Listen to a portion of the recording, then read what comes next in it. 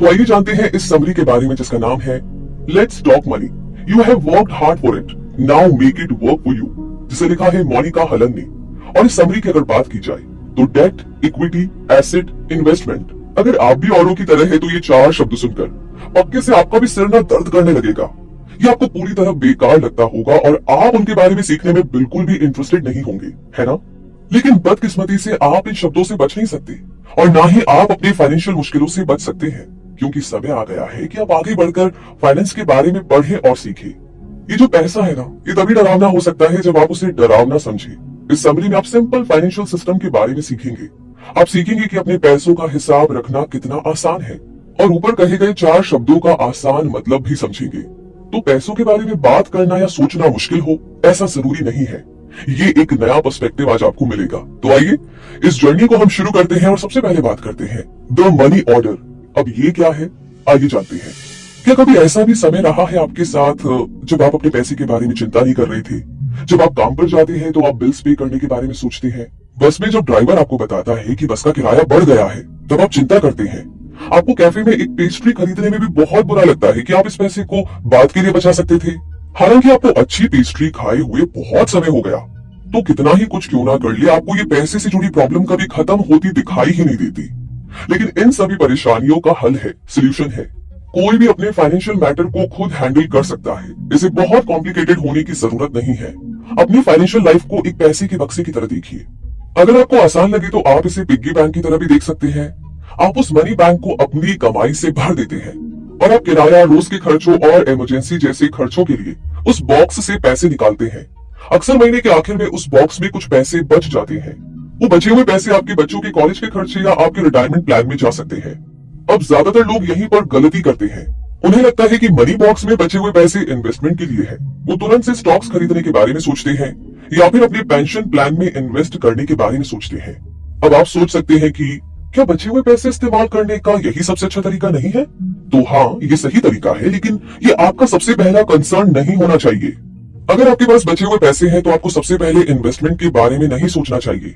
उस बचे हुए पैसे को मेडिकल इमरजेंसी, नौकरी चले जाने या किसी फैमिली मेंबर की डेथ जैसी इमरजेंसी के लिए संभाल कर रखने के बारे में सोचना चाहिए।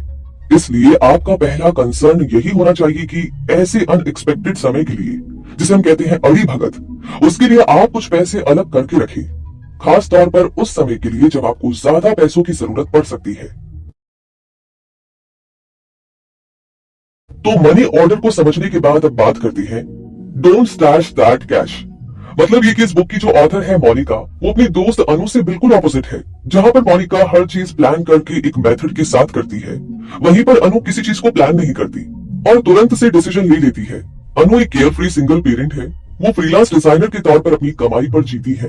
अनु को पैसे के बारे में बात करना बहुत ही बोरिंग लगता है और उनके पास बर्बाद करने के लिए समय भी नहीं है। तो एक दिन लंच के टाइम मोनिका को ये जानकर के बहुत आश्चर्य हुआ। वो चौंक गई कि अनु पहली बार अपने फाइनेंशियल मैटर के बारे में बात करना चाहती थी। वो इस बात को लेकर के बहुत ज्यादा परेशान थी कि उन्हें नहीं पता था कि उनका पैसा जा कहां रहा है। अब उन्हें ये तो समझ में आ रहा था कि उनका पैसा बैंक में आता है, लेकिन उसके बाद कहां और कैसे खर्च होता है ये तो उनकी समझ में आ ही नहीं रहा था। तो क्या आप भी अनु की तरह है? क्या आप भी समझ नहीं पाते कि आपका पैसा कहां गायब हो गया? क्या आप हमेशा ये कहते हैं कि आपके पास पैसे सेव करने जितने पैसे ही नहीं है? तो यहाँ पर अनु की और आपकी प्रॉब्लम ये है कि आपके पैसे खर्च करने के तरीके में कोई सिस्टम नहीं है। आपके पास अपने खर्चे का हिसाब रखने का सिस्टम नहीं है। इसके लिए आपको सिर्फ इतना करने की जरूरत है कि आप कितना खर्च कर रहे हैं और कितना बचा रहे हैं, उस पर ध्यान दें। हाँ, ये सुनने में बोरिंग लगता है। अपने खर्चे का हिसाब रखना कोई बहुत मजेदार काम तो है नहीं, लेकिन आपको ये जानकर के आश्चर्य होगा कि हालांकि आप ये सोचते हैं कि आप खर्चीले नहीं हैं, लेकिन आप सेल या डिस्काउंट का बोर्ड देखते ही तुरंत से कोई चीज खरीद लेते हैं। आप ग्रोसरी खरीदते समय अपने बजट से ज्यादा खर्च कर देते हैं। फिर जब आपके पास पैसे कम बचते हैं तब आपको आश्चर्य होता है, आप चौंक जाते हैं, हैरान रह जाते हैं। अनु को अपने खर्चों की लिस्ट बनाना बोरिंग लगता है। ज्यादातर लोग खर्च का हिसाब रखना बंद कर देते हैं क्योंकि उन्हें झंझट लगता है। इसलिए मोनिका खर्च का हिसाब रखने के लिए एक आसान और बेहतर तरीका बताती है। अपने पैसों को जरूरत के हिसाब से कई हिस्सों में बांट लीजिए।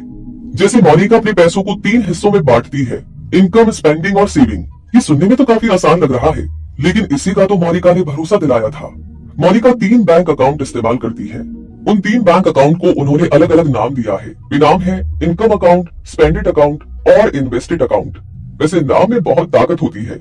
अब मान लीजिए कि आपके लॉन में रोज एक मुर्गा दौड़ता फिरता है। आप उस मुर्गे को बहुत पसंद करने लगते हैं और उसका नाम चीकू द चिकन रख देते हैं। अब सोचिए, क्या आप कभी चीकू को मारकर खा पाएंगे? मोनिका को नहीं लगता कि आप ऐसा कर पाएंगे। किसी भी चीज को एक आइडेंटिटी यानी पहचान देने के बाद उसे चोट पहुंचाने से हमें गिल्ट महसूस होता है। इसलिए मोनिका अपना बजट जल्दी से जल्दी बनाती है। जैसे ही उनकी सैलरी उनके इनकम अकाउंट में आती है, वो जरूरत के पैसे अपने स्पेंडेड अकाउंट में डालकर बाकी बचे हुए पैसे इन्वेस्टेड अकाउंट में डाल देती है। आप मोनिका के इस तरीके के बारे में शिकायत भी कर सकते हैं कि जैसे आपकी तो सैलरी बहुत कम है, लेकिन अगर आप ध्यान से सोचे तो आपको पता चलेगा कि सैलरी आपका इकलौता पैसे का सोर्स नहीं है। आपकी जिंदगी में छोटे छोटे बोनस भी आते हैं, जैसे आपका कोई रिश्तेदार आपको खाने पर बुलाए, जिससे आपका उस समय का खाने का खर्चा बच जाता है। आपके काम में आपको रिफंड या डिस्काउंट मिल जाए, या आपका कोई दोस्त आपसे लिए हुए उधार के पैसे लौटा दे, है ना? तो पॉइंट ये है कि कई बार हमें एक्स्ट्रा पैसे मिलते हैं। आपको ये ध्यान रखना चाहिए कि आप उसे तुरंत खर्च ना कर दें, बल्कि अपने इनकम अकाउंट में डालें। कोशिश करें जितना हो सके अपने हाथ में कैश ना रखें, क्योंकि जब आपके हाथ में कैश नहीं होता है तो उसे खर्च करने के चांसेस भी कम हो जाते हैं। ऑनलाइन बैंकिंग करना शुरू कीजिए, उससे चीजें आसान हो जाएगी। मोनिका के अनुसार आपको ये पहले 3 महीने करके देखना चाहिए। जैसे ही आपको सैलरी मिले, आप उसे सभी अकाउंट में बांट दीजिए। फिर ध्यान दीजिए कि जो अमाउंट आपने स्पेंडेड अकाउंट में डाला है, क्या वो आपके लिए काफी है, या फिर ये आपको थोड़ा सा कम लग रहा है? क्या आपके पास इन्वेस्टेड अकाउंट में जरूरत के जितना पैसा है? इनमें से कोई भी सिचुएशन क्यों ना आ जाए, अपने इन्वेस्टेड अकाउंट के पैसे अपने स्पेंडेड अकाउंट में ना डालें। पर सवाल ये है कि आपको ऐसा करने से क्या मिलेगा?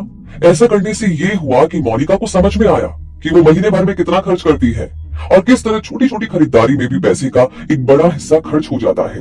आगे चलकर इससे उन्हें ये भी समझने में मदद मिली कि वो इन्वेस्टेड अकाउंट में कितना पैसा डाल सकती है। मोनिका को ये समझ में आया कि अगर वो कोशिश करे तो वो काफी पैसे बचा सकती है, और ये सब आप पर भी लागू होता है। पैसे में लेबल लगाने को आप भी बिहेवियरल इकोनॉमिक्स के जरिए समझ सकते हैं। आपका ब्रेन उस लेबल को समझता है और आपको बेकार के पैसे खर्च करने से रोकता है। आपका ब्रेन आपको बताता है कि आप जो कर रहे हैं वो गलत है। इसे मेंटल अकाउंटिंग कहा जाता है। समय के साथ आप उन लेबल्स के साथ छेड़छाड़ करना नापसंद करने लगते हैं। तो इतना कर लेने के बाद अब बारी आती है फाइनली वी आर इन्वेस्टिंग। जी हाँ, आपकी तरह मोनिका भी इन्वेस्टमेंट से कोई लेना देना नहीं रखना चाहती थी। उन्हें ये मुश्किल और डरावना लगता था, और साथ ही उन्हें ये भी लगता था कि उनके पास इन्वेस्ट करने के लिए काफी पैसे है ही नहीं। जैसा कि हमने पिछले चैप्टर में पढ़ा कि मोनिका के पास इन्वेस्ट करने के लिए पैसे थे, उन्हें सिर्फ अपनी फाइनेंशियल लाइफ को मैनेज करने की जरूरत थी। मोनिका भी आप ही की तरह स्ट्रगल कर रही थी, उन्हें भी अपने परिवार को सपोर्ट करना था। मोनिका और उनके पति की कमाई से उनका खर्चा मुश्किल से चल रहा था। एक नए शादीशुदा कपल होने के कारण उनके लिए घर चलाना मुश्किल हो रहा था। फिर उनकी एक बेटी हुई। हालांकि मोनिका और उनके पति परिवार के नए मेंबर को लेकर के बहुत खुश थे, लेकिन उन्हें फाइनेंशियल रिस्क भी झेलने पड़े। मोनिका जब भी काम पर जाती तो उन्हें अपने पास न पाकर उनकी बेटी रोने लगती। इसलिए मोनिका ने जॉब छोड़ने का फैसला किया। वो अपना पूरा ध्यान अपनी बेटी को देना चाहती थी। उनके परिवार और दोस्तों को लगा कि उनका दिमाग खराब हो गया है, लेकिन मोनिका को अपने फैसले पर कभी भी पछतावा नहीं हुआ। अपनी बेटी पर ध्यान देना ऐसा काम नहीं था जिसके लिए उन्हें कभी पछतावा हुआ हो। हाँ, ये उनके लिए मुश्किल जरूर था, क्योंकि घर में कमाने वाले सिर्फ उनके पति थे। हालांकि मोनिका इधर उधर के काम करके थोड़ा बहुत कमा लेती थी, लेकिन वो कमाई रेगुलर नहीं थी। वो दोनों अक्सर बाहर का खाना नहीं खा पाती थी, न ही छुट्टियों में छुट्टी ले पाती थी। लेकिन मोनिका को ये पता था कि वक्त हमेशा ऐसा नहीं रहेगा, और उनकी जिंदगी में भी बदलाव आया। उस स्ट्रगल के दौरान मोनिका ने कुछ सीखा। मोनिका ने बहुत मेहनत करके पैसे खोज निकाले। ये सीख आप पर भी लागू होती है कि मुश्किल समय में आप भी पैसे पा सकते हैं। क्यों इतने सारे लोग इन्वेस्ट करने से घबराते हैं? आपको लगता है कि आपके पास इन्वेस्ट करने के लायक पैसे नहीं है, लेकिन ये कारण एकदम बकवास है। ये कहना ऐसा ही है जैसे कि आप कह रहे हो आप एक्सरसाइज शुरू करने के लिए फिट होने का इंतजार कर रहे हैं। जैसा कि हमने पहले बताया, अगर आप ठीक से खोजेंगे तो आपको हमेशा पैसे मिलेंगे, खास तौर पर तब जब आपको पैसे मिलते ही आप उस पर इनकम का लेबल लगा दे। मोनिका के अनुसार इस हिचकिचाहट का कारण है मीडिया, जो इन्वेस्टमेंट को गलत ढंग से लोगों को दिखाता है। न्यूज और मूवीज में आप इन्वेस्टमेंट को एक लाइन की तरह स्क्रीन में ऊपर नीचे जाते देखते हैं। लोग बहुत तेजी से और कुछ चिल्लाकर भी बोलते हैं। वो ब्रोकर, स्टॉक और कई कॉम्प्लिकेटेड टर्म्स के बारे में बात करते हैं, लेकिन ये सब ट्रेडर के नजरिए से दिखाया जाता है। आप एक इन्वेस्टर है, और दोनों में बहुत बड़ा फर्क है। तो इन्वेस्ट करने के बारे में ज्यादा जानने के लिए थोड़ा समय निकालें। याद रखें कि इसे इन्वेस्टर के तौर पर पढ़ें। ट्रेडर होना एक बिल्कुल ही अलग टॉपिक है। सवाल पूछने से डरे नहीं। इन्वेस्टर्स अक्सर इस बारे में अपनी एक्सपर्ट राय शेयर करने के लिए तैयार रहते हैं। मोनिका के अनुसार इन्वेस्टमेंट आपकी फाइनेंशियल प्रॉब्लम को सॉल्व कर सकते हैं। ये कुछ सवाल है जो आपके इन्वेस्टमेंट जर्नी में गाइड का काम करेंगे। इसलिए खुद से पूछे, क्या ये इन्वेस्टमेंट आपको आने वाले 5 सालों में कार खरीदने में मदद कर सकता है? मुझे कितना इन्वेस्ट करना चाहिए, ये सवाल आपको गाइड नहीं कर सकता, क्योंकि इसका जवाब बहुत सी चीजों पर डिपेंड करता है, जैसे आप इन्वेस्ट क्यों करना चाहते हैं, कितने समय के लिए इन्वेस्ट करना चाहते हैं, वगैरह वगैरह। तो अपने इन्वेस्टमेंट करने के पर्पस को ज्यादा महत्व दीजिए, जिससे कि आपका दिमाग जल्द से जल्द मेंटल अकाउंटिंग करना शुरू कर दे। इन्वेस्ट करने का सबसे सही समय अभी है। ये बिल्कुल एक्सरसाइज करने की तरह है। आप जितनी जल्दी शुरू करेंगे, उतनी ही जल्दी आप रिजल्ट देख पाएंगे। अगर इन्वेस्ट करना आपको अभी भी थोड़ा डरावना लगता है, तो आप मेंटल अकाउंटिंग का तरीका इस्तेमाल कर सकते हैं। आप अपने इन्वेस्टेड अकाउंट को 3 हिस्सों में बांट सकते हैं, almost there, in some time और फार अवे। तो ऑलमोस्ट देयर में आप वो इन्वेस्टमेंट रख सकते हैं जिनका इस्तेमाल आप आने वाले 2 से 3 साल में करने वाले हैं, जैसे कि घर खरीदना या कहीं घूमने जाना। इन सम टाइम में आप वो इन्वेस्टमेंट रख सकते हैं जो कि आप आने वाले 3 से 7 साल में इस्तेमाल करेंगे, जैसे कि रिटायरमेंट प्लान या फिर बच्चों की कॉलेज फीस। फार अवे में आप ऐसे खर्चों के लिए इन्वेस्टमेंट रख सकते हैं जिनका आपको अभी अंदाजा नहीं है, जैसे कि रिटायरमेंट। हालांकि आपको लग रहा है कि आपको रिटायर होने में तो भी बहुत टाइम है, लेकिन धीरे धीरे ही सही, रिटायरमेंट का समय करीब आ ही जाएगा। ये जानना कि आप अपना पैसा किस पर खर्च करेंगे आपको पैसे के मामले में समझदार बनाता है। वैसे एग्जैक्ट अमाउंट होना जरूरी नहीं है, अपने खर्चे का एक एस्टिमेट यानी अंदाजा होना भी काफी है।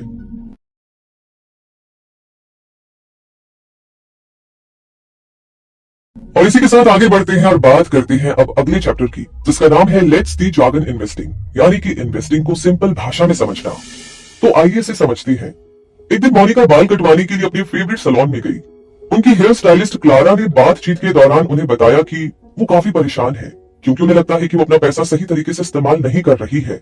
हालांकि वो एक कंफर्टेबल जिंदगी जी रही थी, लेकिन क्लारा को उससे ज्यादा कुछ चाहिए था, जिस कारण से क्लारा अपने पैसों से और ज्यादा पैसे नहीं कमा पा रही थी। वही परेशानी शायद आपकी भी होगी। फाइनेंस के बारे में बात करना क्लारा को बिल्कुल पसंद नहीं था। उनके अकॉर्डिंग तो वो फाइनेंस को समझने के लिए बहुत ही बेवकूफ थी, कुछ भी उन्हें नहीं पता था। इससे मोनिका को ये समझ में आया कि इसी रीजन से बहुत से लोगों में फाइनेंशियल स्किल्स की कमी होती है। आप बस इसे सीखना ही नहीं चाहते हैं। आप जितने नासमझ होंगे, लोग उतना ही आपका फायदा उठाएंगे। तो आपको नॉलेज के जरिए खुद को ताकतवर बनाना होगा। तो मोनिका इन्वेस्टमेंट से जुड़ी उन इंपॉर्टेंट चीजों के बारे में बता रही है जो आपको जाननी चाहिए। डेट यानी कि उधार, इक्विटी और रियल एसेट्स ऐसे 3 कॉन्सेप्ट हैं जिनके बारे में आपको पता होना चाहिए। वो हर चीज जो आप उधार लेते हैं वो डेट होता है। किसी भी बिजनेस का मालिक होना और उससे जुड़े रिस्क को उठाना, उसे इक्विटी कहते हैं। डेट और इक्विटी को फाइनेंशियल एसेट्स कहा जाता है। वही रियल एसेट्स वो चीज है जिन्हें आप देख सकते हैं, जैसे कि सोना या रियल एस्टेट, मतलब जमीन और घर। अब आपके मनी बॉक्स में डेट, इक्विटी और रियल एसेट्स के लिए भी एक जगह होनी चाहिए। डेट क्या है ये आपको पहले से ही पता होगा। आपका घर, कार या क्रेडिट कार्ड लोन पर हो सकता है, लेकिन मोनिका के लिए इसका अलग ही मतलब है। मान लीजिए आप अपने बैंक में डिपॉजिट कर रही हैं। बैंक आपके डिपॉजिट को एक उधार के रूप में देखेगा। आप उन्हें अपना पैसा रखने दे रहे हैं। इसका मतलब है आप उस पैसे को खर्च करने के समय को आगे बढ़ा रहे हैं।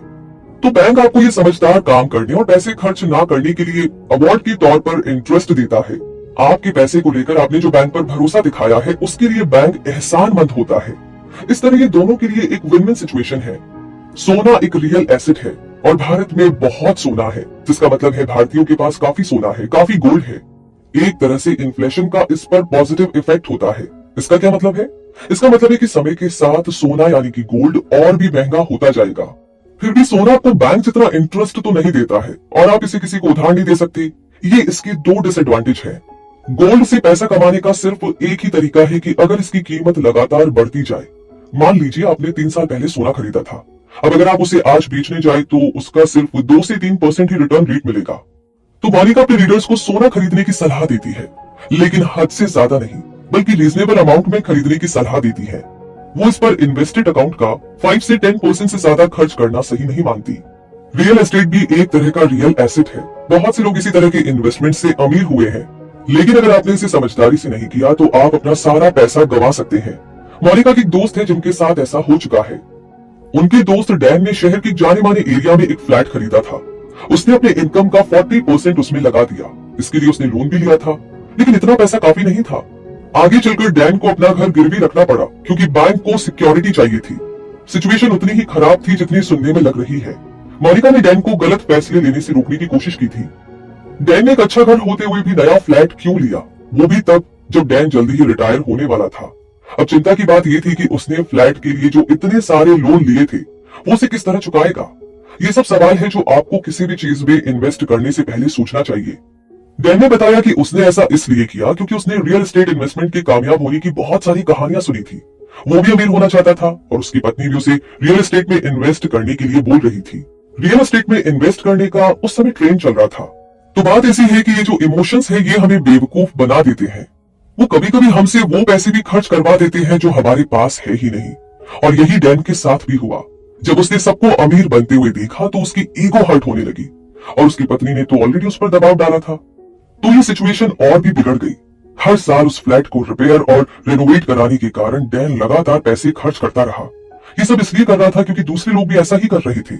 डैन अमीर होने का दिखावा करने के लिए बहुत सा पैसा खर्च कर रहा था। डैन शायद अमीर हो भी जाता, लेकिन उसने एक खराब फाइनेंशियल डिसीजन ले लिया। अब डैन घबराया हुआ था क्योंकि वो जल्दी ही रिटायर होने वाला था। अब वो उस फ्लैट को बेचने की सोच रहा था, लेकिन उस समय रियल एस्टेट का मार्केट डाउन था और उसने इसमें अपना पूरा पैसा लगा दिया था। रियल एस्टेट में इन्वेस्ट करना सबके लिए नहीं होता है। आपको समय समय पर इसके मेंटेनेंस पर खर्च करना होगा, फिर इसमें प्रॉपर्टी टैक्स और इंश्योरेंस का भी खर्च होगा। मतलब कि ये एक ऐसा लॉन्ग टर्म इन्वेस्टमेंट है जो सबके लिए नहीं है। तो ऐसा मत सोचिए कि आप कोई जगह खरीद कर तुरंत से अमीर हो जाएंगे। हाँ, ये हो सकता है कि आपके दोस्त इसके जरिए पैसा कमा रहे हो, लेकिन इसका भी बहुत सारा चांस है कि आप ऐसा ना कर पाए। अपना पैसा कहीं भी लगाने से पहले बहुत बार उसके बारे में सोचे और फैसला ले। तो इस चैप्टर में इतनी अमेजिंग और कमाल की बातों को समझते हुए अब आगे समझते हैं पुटिंग इट ऑल टुगेदर, यानी कि बुफे में हर इंसान अपनी प्लेट में वही खाना लेता है जो उसे खाना पसंद है। अब यहाँ पर शायद एक 15 साल की लड़की को फ्राइड खाना ज्यादा पसंद हो तो वो ऑयली खाना लेगी, जैसे फ्राइड चिकन या फिर किसी तरह की मिठाई। लेकिन उसकी माँ जो भी 40 की होने वाली है, उनकी हेल्दी खाना लेने के चांसेस ज्यादा है, जैसे कि सलाद या सुशी। खाने की पसंद की तरह ही हमारे खर्चे भी अलग अलग होते हैं। अगर आप पैसे के मामले में सावधान रहना चाहते हैं तो आपको कोई चीज सिर्फ इसलिए नहीं खरीदनी चाहिए क्योंकि आप खरीद सकते हैं। आपको मनी बॉक्स याद है ना? आप जो भी चीज खरीदे उसकी आपके मनी बॉक्स में जरूरत होनी चाहिए, या यूं कहिए कि आपको वही प्रोडक्ट खरीदना चाहिए जो खरीदने के लायक हो। अब आपको कैसे पता चलेगा कि वो प्रोडक्ट खरीदने के लायक है या नहीं? तो इसके लिए कुछ खरीदने के लिए आपको 3 चीजों का ध्यान रखना चाहिए। सबसे पहला है उसकी कॉस्ट, यानी कि कीमत। किसी भी चीज को खरीदने से पहले उसकी कॉस्ट देखना आम बात है। कॉस्ट 3 तरह की होती है। उसमें से एक है प्रोडक्ट की कॉस्ट, जैसे कि बस की टिकट। दूसरा है ऑन गोइंग कॉस्ट, इसमें आपको कोई प्रोडक्ट अपने पास रखने के लिए बार बार पे करना पड़ता है, जैसे कि ज्यादा पैसे कमाने के लिए पैसे इन्वेस्ट करना। तीसरा है एग्जिट लोड, ये वो पैसा है जो आपको तय समय से पहले बाहर निकलने के लिए देना पड़ता है। जैसे कि मान लीजिए आपके पास लाइफ इंश्योरेंस है, लेकिन कुछ कारणों से आपको बीच में वो कॉन्ट्रैक्ट तोड़ना पड़े तो कॉन्ट्रैक्ट तोड़ने के लिए आपको इंश्योरेंस कंपनी को पैसे देने पड़ेंगे। और अब आती है दूसरी चीज जिसका आपको ध्यान रखना है, वो है उसका रिटर्न। आप किसी भी इन्वेस्टमेंट का रिटर्न सोचकर ही उसमें इन्वेस्ट करते हैं, इसीलिए कभी भी इन्वेस्ट करने से पहले ये देख लीजिए कि उस प्रोडक्ट की रिटर्न देने की काबिलियत कितनी है। ऐसे प्रोडक्ट से संभल कर रहिए जो एब्सोल्यूट नंबर्स इस्तेमाल करते हैं, जैसे कि इंश्योरेंस। एक इन्वेस्टमेंट एजेंट आपको किसी एक खास स्टॉक में 1 लाख रुपए इन्वेस्ट करने के बारे में बताता है और कहता है कि उसके बदले में आपको 5 लाख रुपए का रिटर्न मिलेगा। तो ये सुनने में तो बहुत अच्छा लगता है ना? लेकिन यहाँ पर एक चीज है जिसे एजेंट आपको नहीं बताता, वो ये है कि उस 1 लाख को 5 लाख बनने में 30 साल लगेंगे। आपके इन्वेस्टमेंट का रिटर्न हर साल सिर्फ 5.5% होगा। रिस्क और रिटर्न को अच्छे से समझ लीजिए। छोटे रिटर्न आपको आसानी से मिल जाएंगे, लेकिन बड़े रिटर्न, जैसा कि हमने पहले ही बताया, उसमें काफी रिस्क होता है। बड़े रिटर्न के लालच में ज्यादा पैसा इन्वेस्ट ना करें। अब बात करते हैं तीसरी चीज की, जो है एग्जिट कॉस्ट, यानी समय से पहले निकलने की कीमत। इन्वेस्टमेंट में लॉक इन पीरियड होता है, मतलब आप एक तय समय से पहले अपना पैसा नहीं निकाल सकते। ये कंपनीज का तरीका है ये पक्का करने का कि आप अपने इन्वेस्टमेंट में और पैसे डालते रहेंगे। अगर आपने कॉन्ट्रैक्ट तोड़ने की कोशिश की तो आपको उसके लिए पे करना पड़ेगा। ये एग्जिट लोन जैसा ही है। ट्रेडिशनल प्लान को तोड़ना मुश्किल होता है, जैसे लाइफ या चाइल्ड इंश्योरेंस पॉलिसी। मान लीजिए आपने शुरू के 3 साल के अंदर ही पे करना बंद कर दिया, तो ये भी तो हो सकता है कि आपको आपका पैसा वापस ना मिले। इसलिए आपको कॉन्ट्रैक्ट साइन करने से पहले उसे अच्छे तरीके से पढ़ लेना चाहिए। और इन सारी बातों को सुनने और समझने के साथ साथ पहुंच गए हैं हम इस समरी के कंक्लूजन पर। तो आइए एक बार फिर से दोहराते हैं कि कौन कौन सी इंपॉर्टेंट चीजें हैं जो हमें करनी है और हमेशा ध्यान में रखनी है। तो मुद्दा मामला ऐसा है कि सबसे पहले तो आपने सीखा कि पैसे बचाना सबसे आसान काम है। आपका ये कहना कि सेव करने के लिए पैसे तो बचे ही नहीं है, तो सिर्फ ये एक बहाना है। इससे बचने के लिए आपको बस एक मनी बॉक्स को विजुअलाइज करना है। ये वो मनी बॉक्स है जिसमें आप अपनी इनकम रखते हैं और यहीं से आप खर्च के लिए पैसे निकालते भी हैं। आपको अपनी प्रायोरिटीज समझने की और उस पर ध्यान देने की जरूरत है। अगर आपके पास पैसे बचे हैं तो उसे तुरंत इन्वेस्ट करने के बारे में ना सोचे, उसे इमरजेंसी के लिए बचाकर रखिए। दूसरी चीज जो आपने सीखी वो ये है कि आप अपने फाइनेंशियल सेटअप के बारे में जितनी जल्दी सोचेंगे उतना अच्छा है। अपने पैसे के लिए एक सिस्टम बनाइए, उसे कॉम्प्लिकेटेड होने की जरूरत नहीं है। अपने पैसों को जरूरत के हिसाब से बांटे। मोनिका इसके लिए 3 कैटेगरी बताती है, इनकम, स्पेंडिंग और सेविंग। तीसरी चीज जो आपने सीखी वो है जानकारी की ताकत, यानी लर्निंग की पावर। आपको इन्वेस्टमेंट तब तक डरावना लगता है जब तक आप इसके बारे में जानकारी नहीं ले लेते। अपनी फाइनेंशियल नॉलेज को बढ़ाने के लिए थोड़ा समय निकालें, जैसे कि आप अभी निकाल रही हैं। कांग्रेचुलेशंस। आगे चौथी चीज जो आपने सीखी वो ये है कि इन्वेस्टमेंट के 3 मेन फीचर्स होते हैं, डेट, इक्विटी और रियल एसेट्स। फायदेमंद इन्वेस्टमेंट पाने के लिए आपको इन तीनों टर्म्स के बारे में जानना होगा। सही जानकारी ना होने के कारण इन्वेस्टमेंट फेल हो जाती है। पांचवी चीज है ये जानना कि कोई भी प्रोडक्ट इन्वेस्ट करने के लायक है या नहीं। आपको उसकी कीमत यानी कॉस्ट, रिटर्न और तय समय से कॉन्ट्रैक्ट से बाहर निकलने की कीमत के बारे में सोच समझकर इन्वेस्ट करना चाहिए। फाइनेंशियल मैटर्स के बारे में सीखने के लिए थोड़ा समय निकालें। आप जितना कम जानेंगे, लोग उतना ही आपका फायदा उठाएंगे।